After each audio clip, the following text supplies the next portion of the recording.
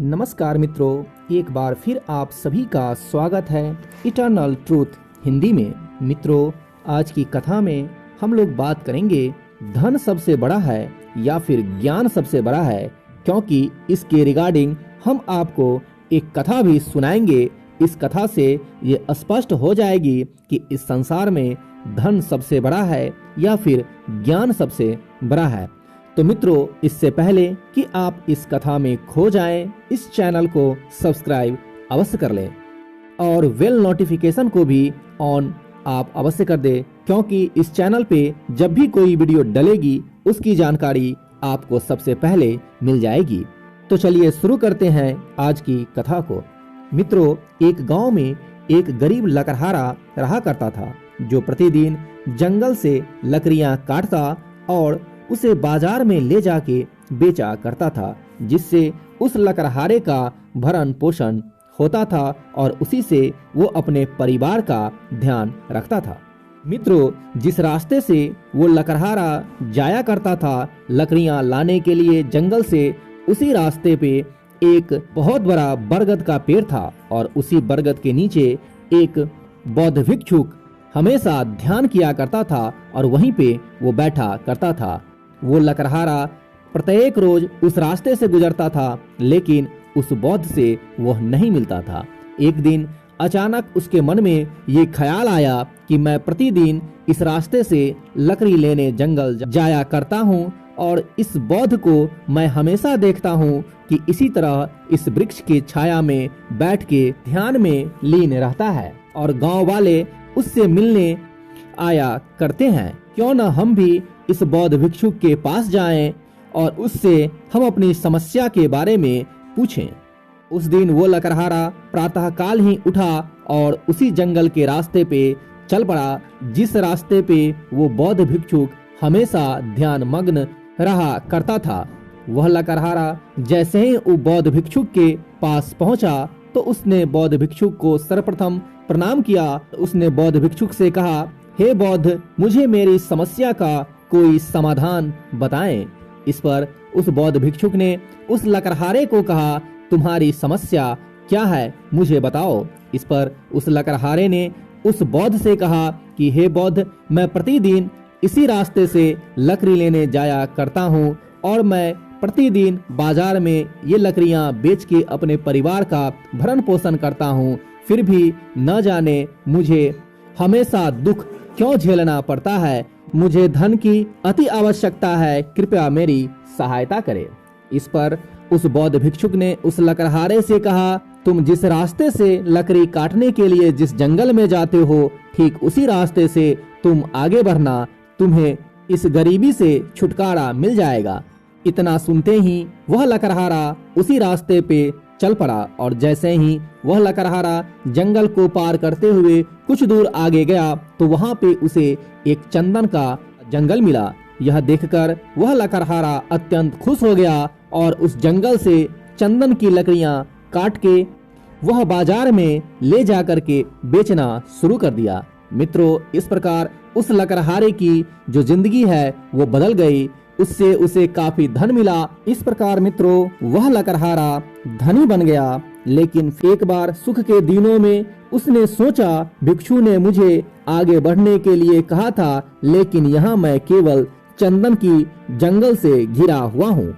इस प्रकार वह लकड़हारा फिर उसी भिक्षुक के पास पहुंचा और उस भिक्षुक से सवाल किया कि हे भिक्षुक, मैं चंदन की लकड़ियों में घिरा हुआ महसूस करता हूँ, मुझे और धन की आवश्यकता है। इस पर उस बौद्ध भिक्षुक ने कहा कि हे लकड़हारे, अगर तुम्हें और धन की आवश्यकता है तो तुम उसी रास्ते से थोड़ा और आगे बढ़ो, तुम्हें इसका उत्तर मिल जाएगा। इतना सुनते ही वह लकड़हारा आगे की तरफ बढ़ गया और वह एक विशाल जंगल में पहुंच गया, जहां उसे सोने और चांदी की खानें मिल गई, जिस कारण वह लकड़हारा और भी धनी हो गया। तो इस तरह कुछ दिन और बीत गए। फिर उस लकड़हारे के मन में यह सवाल आया कि क्यों न मैं और भी धनी बनूं, क्योंकि वह बौद्ध भिक्षुक मेरी सहायता करता है। इस वजह से वह लकड़हारा फिर उस बौद्ध भिक्षुक के पास गया और उससे ये कहा कि हे बौद्ध, मुझे और धन की आवश्यकता है, कृपया मुझे और धन देने की कृपा करे। इस पर उस लकड़हारे ने उसे कहता है कि मैं देने वाला कौन हूँ? देने वाला तो शव भगवान बुद्ध है, वही शव को देते हैं। अगर तुम्हें और धन की आवश्यकता है तो तुम उसी रास्ते से और आगे बढ़ो, तुम्हें इसका उत्तर मिल जाएगा।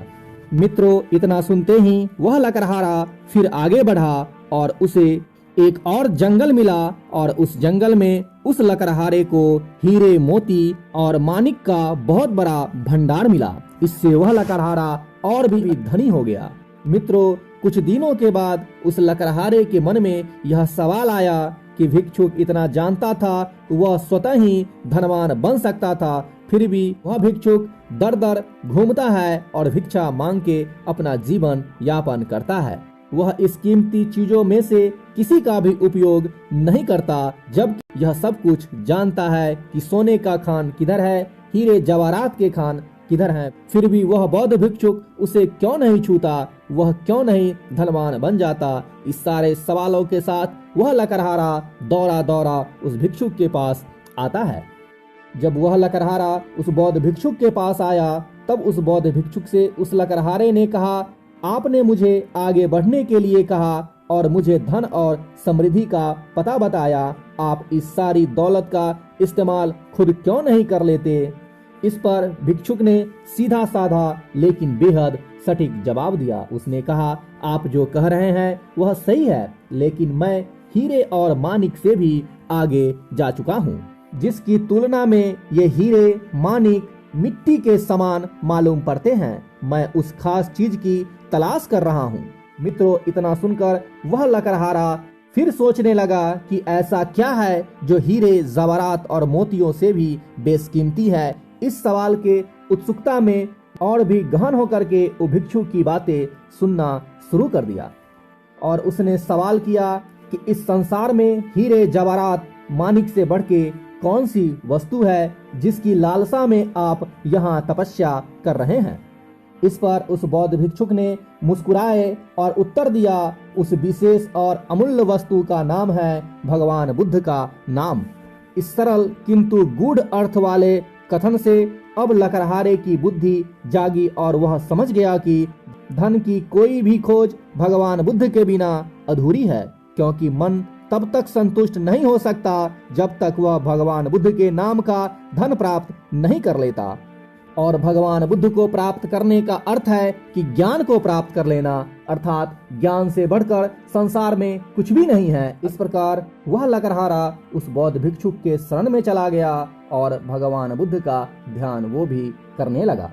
तो मित्रों, कैसी लगी धन और ज्ञान से जुड़ी आज की कथा? अगर अच्छी लगे तो कमेंट सेक्शन में अवश्य बताना और इस वीडियो को लाइक करना मत भूलना, क्योंकि आपका एक लाइक हमारे मोटिवेशन को और भी स्ट्रॉन्ग बनाता है। तो मिलते हैं अगली वीडियो में एक अगले कथा के साथ। तब तक भगवान बुद्ध आपका भला करे।